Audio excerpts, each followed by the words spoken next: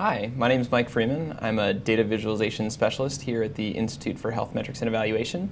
I was one of the researchers on the tobacco burden project, and I'm also the developer behind the tool that we've used to explore that data. I'm going to go ahead and show you today a handful of different ways that you can use it to learn a lot of different aspects of the project that we worked on. So here we're starting out in our first of three views or dashboards, where we have an overview of the tobacco burden globally. In the top left, you'll see a map of the world that's shaded by smoking prevalence in 2012.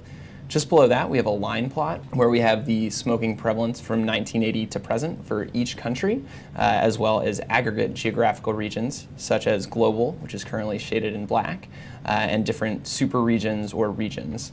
And then over to the right, we have a sunburst diagram, which shows the number of smokers in 2012.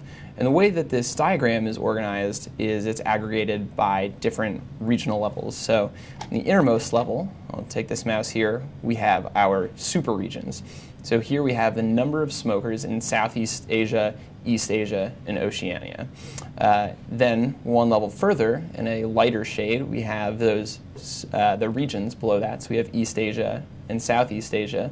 And then the outermost circle, we have the individual countries, and we have the number of smokers.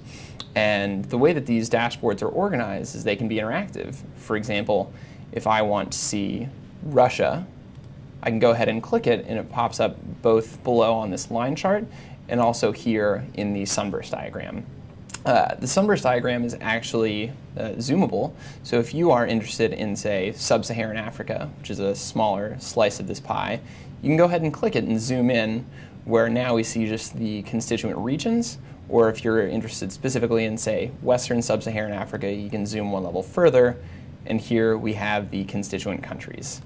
One functionality that I'm really excited about are these filters that we have down here on the line chart, where you can actually drag a filter down to filter out countries, and that affects the other two charts. For example, now we're asking the question, which countries had smoking prevalence below 23% in 2012? And you can see that it is a large majority of countries, and you can see what that distribution looks like. You can also slide this up and say what countries had a higher smoking prevalence, and you can see exactly where that's concentrated here on the map, and you can also see where that geographical distribution is here in the sunburst chart. That's our worldwide dashboard, our overview, and now we're going to go ahead and move on to the country view. This is designed for people who are interested in learning more about a particular country. So if we click on this country tab here, we have a lot of information present about, right now we're looking at smoking patterns in the United States. On the left, we have cigarette consumption per capita. Below that, we have rate of change in prevalence over time. These two graphs are showing different measures of prevalence of smokers. This one in 2012 broken down by age group, and this one for a single age group right now showing age standardized over time. And then what we have on the right here is a smoking pyramid analogous to a population pyramid, where we have the smoking prevalence for each sex going in either direction here. Similar to on the overview, we have controls at the bottom where, say, if you're interested in a different country, say China, you can use the navigation below to select your measure of interest.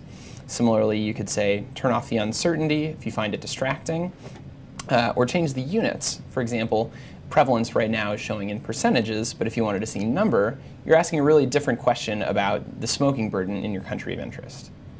The third view that we're going to look at is looking at the data that we actually used to generate our smoking prevalence estimates. So here we have the data points in purple for smoking patterns in China.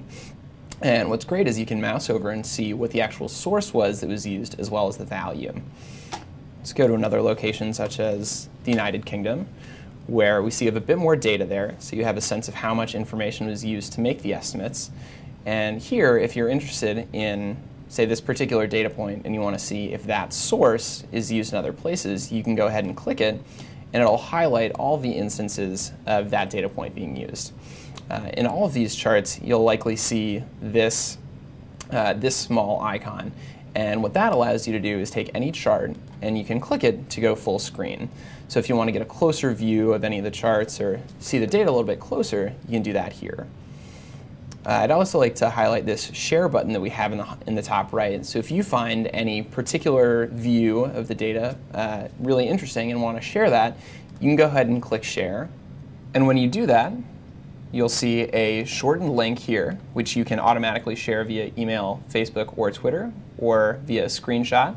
Or if you just copy and paste this URL to see what that does, is it'll come back to the exact same view you see here. We're looking at that age 20 to 24 graph, and we even have the same data points highlighted. Thanks very much for your time. That's all for our brief tutorial.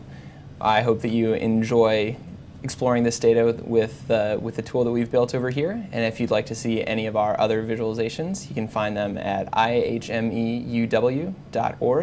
And we hope that you use this type of share functionality to share any interesting things that you find on whatever your preferred social media outlets are. Thanks very much.